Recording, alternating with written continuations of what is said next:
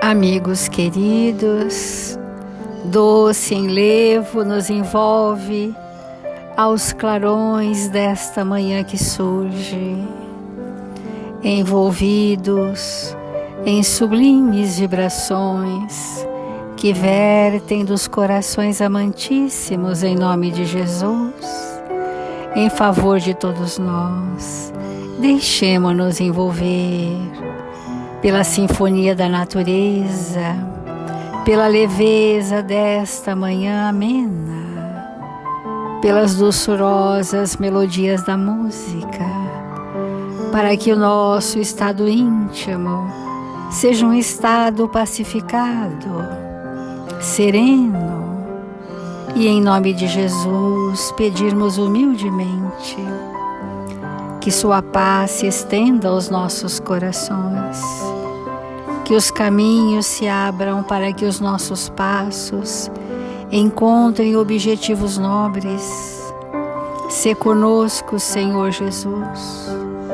Envolva-nos em suas vibrações de esperança e misericórdia, e que esses honrados benfeitores espirituais, responsáveis por este Evangelho, sejam conosco agora e sempre. Obrigada, Senhor. Obrigada, amigos, e que assim seja.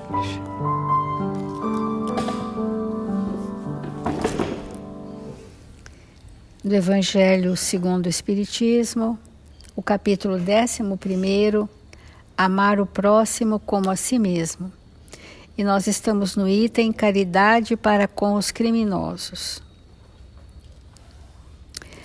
A caridade sublime ensinada por Jesus consiste também na benevolência concedida sempre e em todas as coisas ao vosso próximo. Podeis ainda exercitar essa sublime virtude sobre muitos seres que não precisam de esmolas, e que palavras de amor, de consolação e de encorajamento conduzirão ao Senhor. Essa caridade sublime, que consiste na benevolência, indulgência e perdão das ofensas, ela traduz qual a nossa maior necessidade evolutiva, que é a caridade que nos leva a um estado de libertação. Mas a quem estamos dirigindo esta caridade ou essa benevolência nesse momento? A todos nós, os infratores das leis de Deus, trânsfugas do projeto reencarnatório, isolados do roteiro que Jesus traçou para o nosso processo de libertação das nossas consciências. Então, quem são esses, aqui chamados criminosos? Que não sejam todos nós que somos eternos transgressores às leis, violamos as leis divinas por processos alienados da nossa consciência. Esta é a verdade. Todas as vezes que não estamos em ressonância com a moral construída ao longo dos milênios, nós estamos num processo de alienação. E esse processo de alienação nos imanta a situações pregressas chamadas predisposições doentes. E quando elas se pronunciam em nós, nós estamos dizendo que nós estamos violando as leis de Deus. Diante desse quadro, que já há algumas semanas temos falado, diz assim o Evangelho. Esse item do Evangelho é assinado por Elisabeth de França Havre, 1862. Então diz assim: os tempos estão próximos, digo ainda, em que a fraternidade reinará neste globo.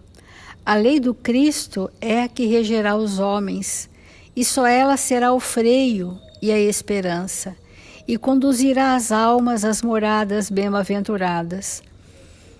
A lei de Deus para o planeta Terra é manifestada pelo Cristo planetário. É desta forma que Deus envia em todos os planetas os espíritos crísticos, que são a representação de Deus para nós, né? Eles são a manifestação de Deus em nós. Por isso que ela disse: a lei do Cristo é a que regerá os homens. Amai-vos, pois, como os filhos de um mesmo Pai. Não façais diferença entre os outros infelizes, porque é Deus quem quer que todos sejam iguais. Portanto, não desprezeis a ninguém. Uma das características muito comuns do nosso momento evolutivo é nós desprezarmos. O desprezo não é uma indiferença, é uma vingança. É uma forma de nós retirarmos aquela pessoa da nossa vida e acharmos de forma inocente de que podemos viver sem ela. Olha que interessante. Dos espíritos a nós confiados, todos nos são igualmente importantes. Então, quando a gente diz assim, eu quero me libertar dessa pessoa, eu preciso me libertar das vinculações doentes que eu tenho com essa pessoa, disso sim. Mas aquele espírito está tão imantado a nós porque faz parte de uma história que não dá para apagar e nem dá para jogar fora pessoas.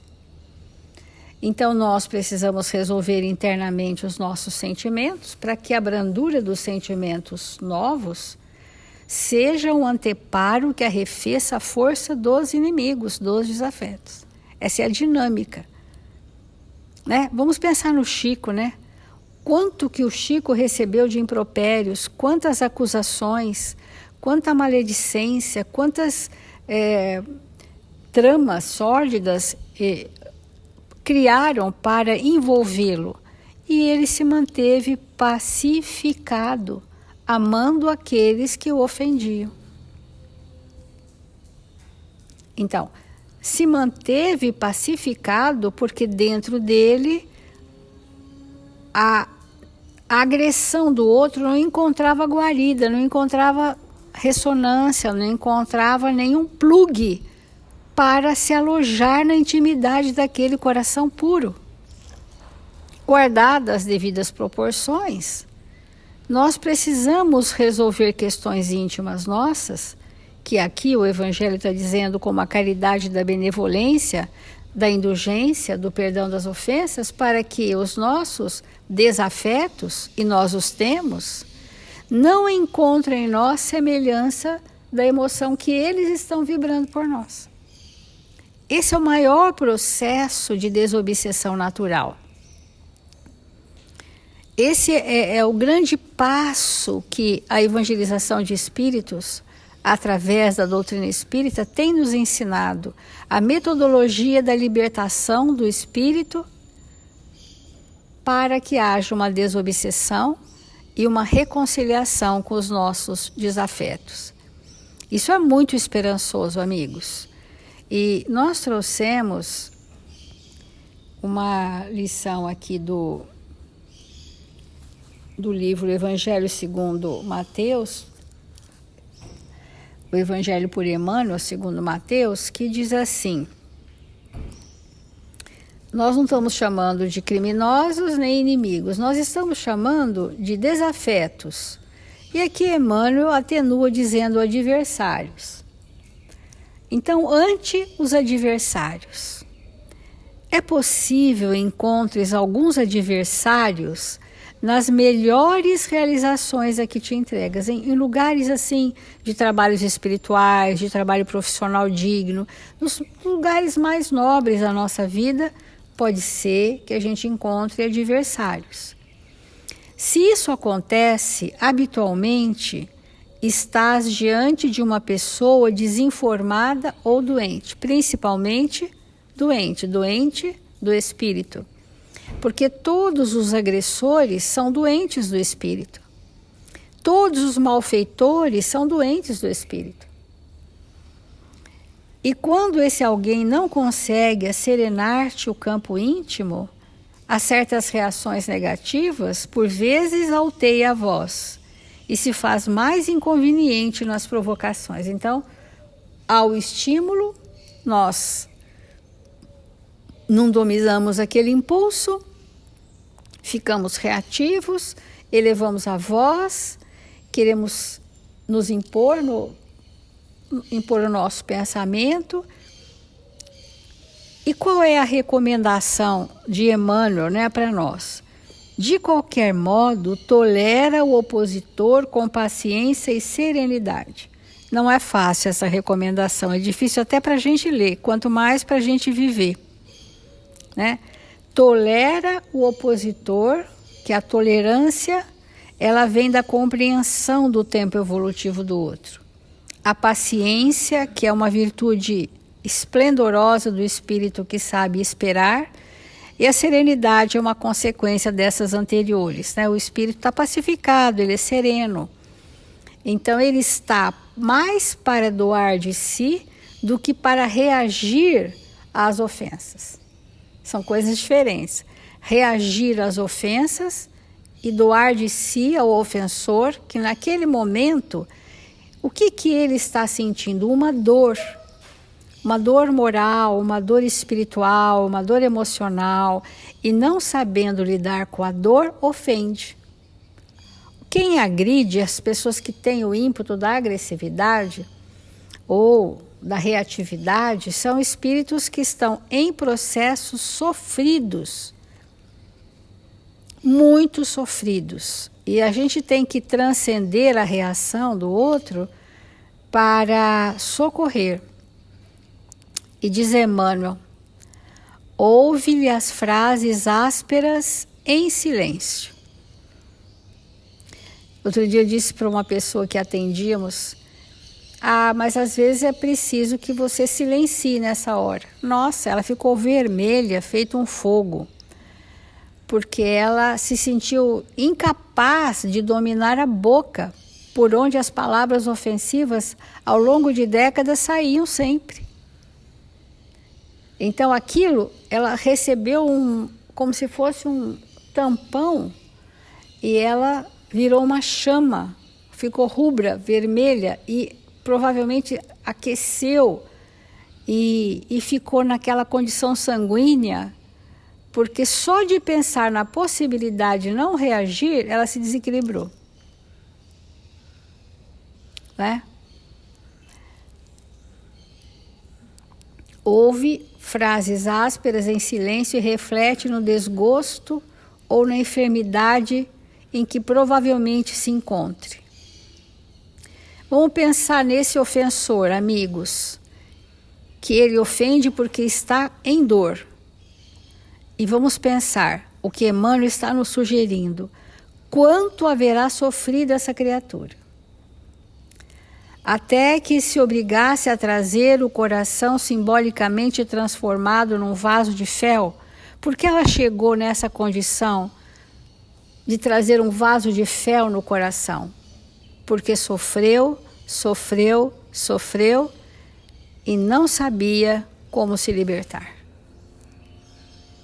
Então isso precisa causar em nós uma compaixão.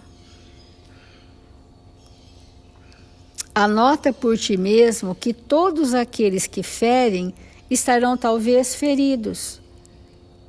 Está machucado em questões às vezes seculares, e às vezes é uma história conosco mesmo, que nós os ferimos. E essa ferida ainda está aberta ao longo de séculos. Então esses espíritos chegam para quem? Chegam para nós, para nos darem a oportunidade de restauro daquela ferida moral, que provavelmente fomos o agente principal, né? Causamos, provocamos, né? Quantas feridas morais, quantos nós abandonamos, humilhamos, traímos, abandonamos, né? Essa é a história da humanidade. Por isso nós estamos permeados por muitos desafetos. Então, age à frente dos inimigos de teus ideais ou de teus pontos de vista com entendimento e tolerância. Às vezes, a gente fala em causa própria, né? Todos nós já passamos essas questões, né? Esse silêncio não deve ser um silêncio da boca, mas emitindo dardos magnéticos das nossas emoções. É o silêncio profundo, quando a gente não precisa querer que o outro se corrija para nós, que o outro pense como nós pensamos. Quando a gente se liberta disso, abre mão disso e apenas respeita como o outro quer viver, como ele quer fazer, como ele quer sentir, essa libertação que nós damos ao outro liberta-nos da escravidão que nós estávamos, dos grilhões que nos atavam a ele. Eu me liberto disso. Então, advertiu-nos o Divino Mestre: ora por aqueles que perseguem e te caluniam. O Cristo nunca exortou ao revide ou à discussão sem proveito.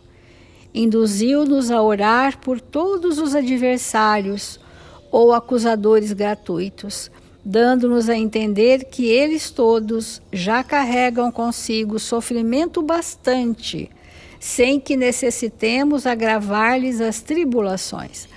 Olha só, basta a dor que aquele espírito já traz dentro de si e que, não sabendo lidar, ofende, agride, maldiz. E a nossa parte é nós desenvolvermos a cada dia mais a força da prece. A prece enquanto pensamento que se alteia para alcançar vibrações sublimes. Essa experiência da prece e altear as nossas vibrações é um lenitivo para nós mesmos e para o outro que pode ser beneficiado com isso.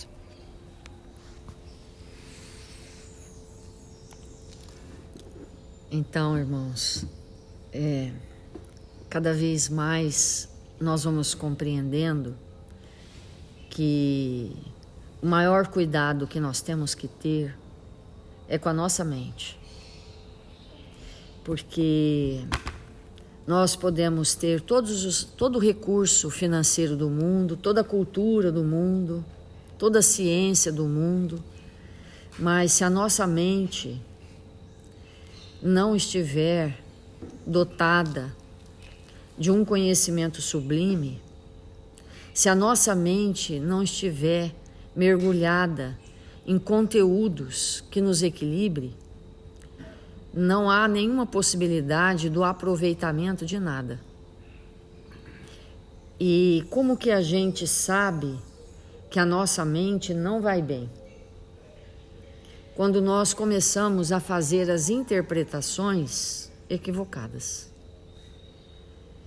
Um espírito que é rebelde, e nós conhecemos a mão cheia, um espírito que é rebelde, como que ele interpreta a vida? Como que ele interpreta as coisas que ele vive, o mundo em que ele está, o que o outro fala? Como que ele interpreta?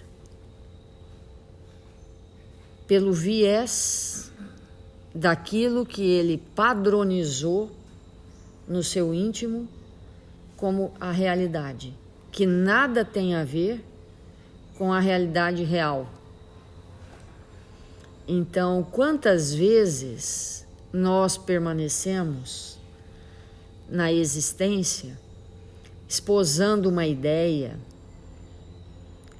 que nada tem a ver com a realidade e nós somos capazes de matar ou de morrer por conta dessas ideias. Então, nós estamos vivendo isso na Terra nesse momento, com muita intensidade, mais do que em outros tempos. A nossa capacidade de raciocinar, ela tem contribuído, vamos dizer assim, para que o nosso viver fique muito comprometido quando essa capacidade de raciocinar ela não é envolta em vibrações da verdade que Jesus nos trouxe. Então nós vivemos mesmo uma grande crise.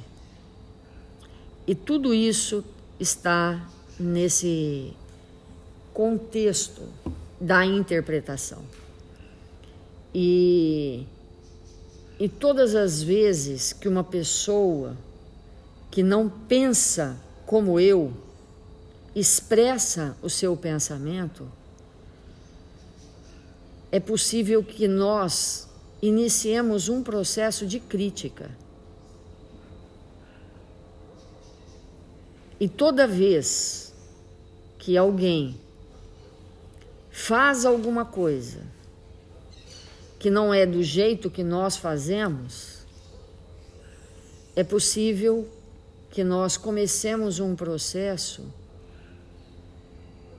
acusatório. É possível que nós comecemos um processo onde as nossas palavras elas serão de julgamento. E a gente julga porque considera o outro inferior. Isso é uma forma de interpretar qualquer coisa da pior maneira. Essa é uma forma de interpretação que nos afasta da caridade, do bem, e o quanto nós temos que nos manter vigilantes para não agir desta forma. Porque o inimigo, o adversário, eles são espíritos que não pensam como nós, que não agem como nós, mas merecem toda a nossa consideração, todo o nosso respeito. Todas as pessoas que não pensam como nós, que não agem como agimos, merecem tudo de bom. A nossa máxima compreensão. E na medida que nós pensamos dessa forma, vamos saindo dessa condição de ter inimigos, de ter adversários, desafetos e assim por diante. Porque desafetos, inimigos e adversários são aqueles que nós não compreendemos, que nós não nos esforçamos para entender o que vai no mundo íntimo deles. Porque o que eles fazem, que nós criticamos e julgamos, na grande maioria das vezes, se nós estivéssemos exatamente na mesma situação, no mesmo padrão evolutivo, com os mesmos conteúdos, nós faríamos exatamente igual ou pior. Então, isso é algo que nós temos que rever dentro de nós. Ter um desafeto, ter um inimigo, ter um adversário, é definitivamente ter que admitir para nós mesmos que há na nossa intimidade profundos enganos, dos quais necessitamos nos libertar. Então, nós trouxemos um texto de Emmanuel intitulado Tolerância e Coerência.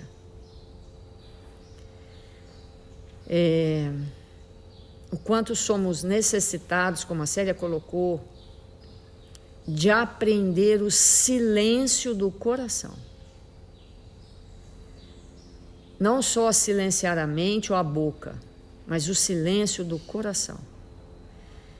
Então, Emmanuel comenta assim: compreender e desculpar sempre, porque todos necessitamos de compreensão e de desculpa. Nas horas do desacerto, mais observar a coerência para que os diques da tolerância não se escarrombem corroídos pela indisciplina sistemática, patrocinando a desordem. Aí é um texto interessante,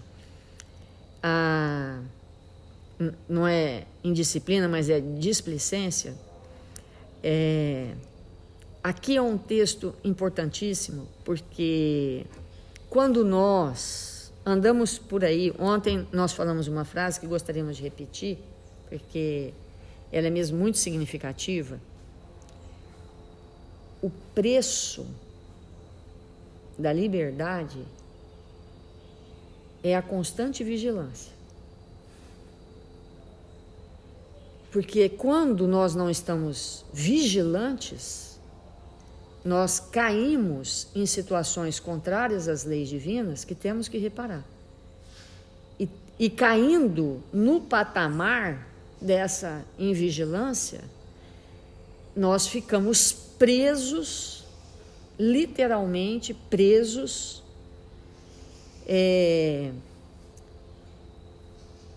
até que possamos reparar.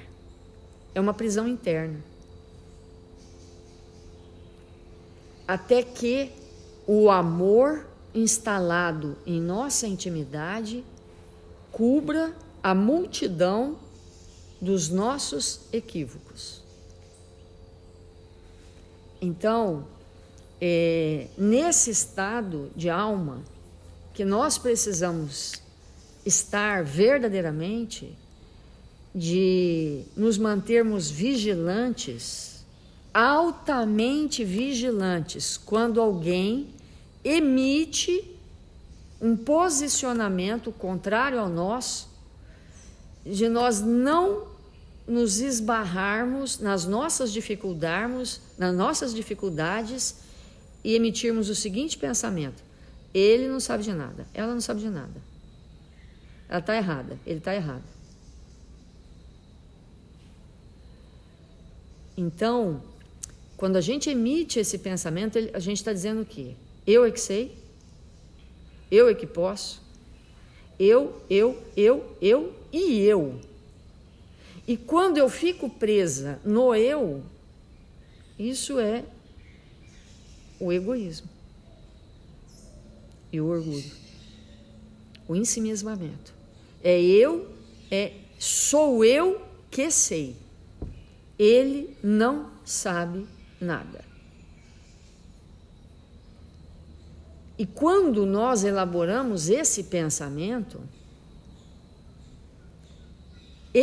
essa criatura, sem que nós percebamos, ela se torna um desafeto. Sem que nós possamos perceber. Por que ela se torna um desafeto? Porque Jesus foi claro, sim, sim, não, não. Né?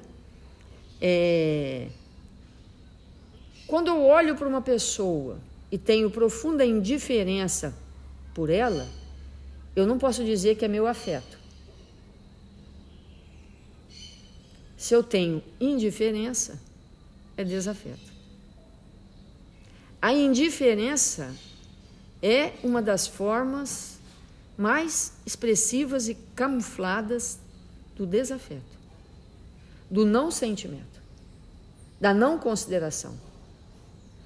Então, nesse movimento de alma, nós vamos precisar cada vez mais olhar para o outro que se equivoca e pensar quais são os recursos que eu tenho para auxiliar. O que eu posso movimentar se eu penso que aquela pessoa está equivocada e que aquele equívoco vai lhe trazer um grande mal?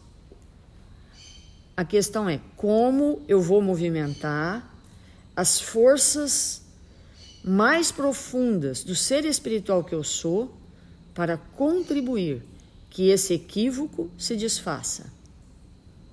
Se não for hoje, amanhã ou na eternidade. Então essa é a questão. Porque quando eu começo a vasculhar na minha intimidade quais são os recursos que eu posso ter para oferecer a esse espírito, que recursos eu vou oferecer, eu saio da posição de que eu sei mais, de que eu tenho mais, de que eu posso mais, né? Do eu, para me envolver com o outro e me disponibilizar para auxiliar. Então, nós vamos começar esse texto, estudar esse texto e ir compreendendo cada vez mais, né, o que Jesus quis dizer para nós: amai os vossos inimigos. Porque esse tema, ele aquece, né, esse tema desse item do Evangelho, desse capítulo do Evangelho, ele aquece o próximo, né?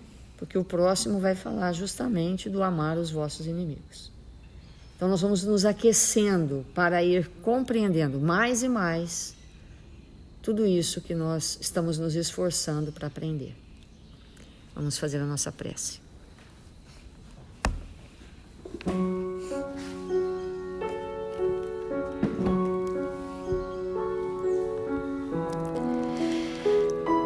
Deus, nosso Pai, Jesus, nosso Mestre, Divino Amigo das nossas vidas, que nesta hora abençoada do nosso dia, Senhor, possamos nos entregar com alegria e bom ânimo